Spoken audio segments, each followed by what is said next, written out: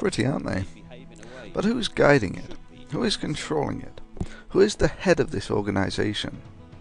The answer is no one. It is an emergent phenomenon.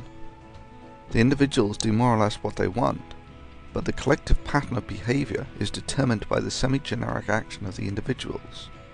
This is anonymous. It is an expression of the collective through the media of the internet. Try living a day without your mobile phone, electricity, agriculturally produced food, or the internet, and you'll realize how intimately our civilization and our lives are defined by technology. New technology changes the way we live. I mean, look at the car, for instance. So it was with the internet. At the birth of the internet, the only people who could understand it were nerds and hackers, and thus these were the first people to explore the possibility of collective action through this new media. They were the founders of Anonymous. However, technology has progressed that virtually everyone can understand and use this new worldwide communication media. The baby has grown into a giant. Anonymous is no longer the expression of a bunch of tech-savvy nerds. It is the voice of our collective values. To date, the largest emergent phenomena on the planet has been countries.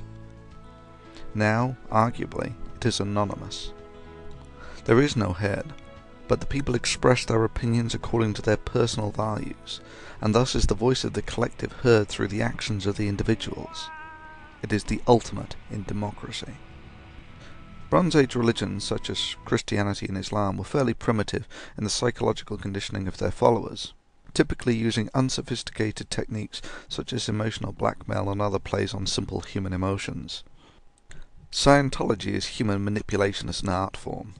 Scientology is the apex of immoral exploitation of human behavior. Scientology is a contrivance for abuse of people for profit. All other considerations are secondary to its primary self-centered function that serves no purpose for wider civilization. It is a cancer.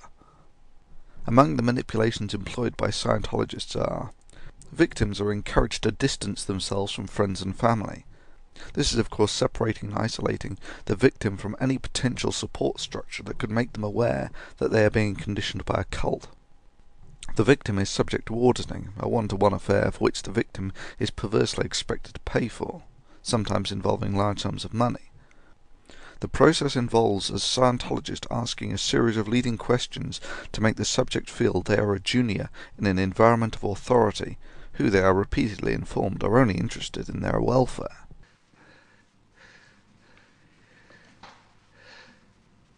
You know perfectly well what is the matter with you, Winston. You've known it for years, though you've fought against the knowledge. You are mentally deranged. You suffer from a defective memory. You've never tried to cure yourself of it because you did not choose to. It was a small effort of will which you were not ready to make. The mindset that this brainwashing brings on can be best seen in the behavior of Scientologists.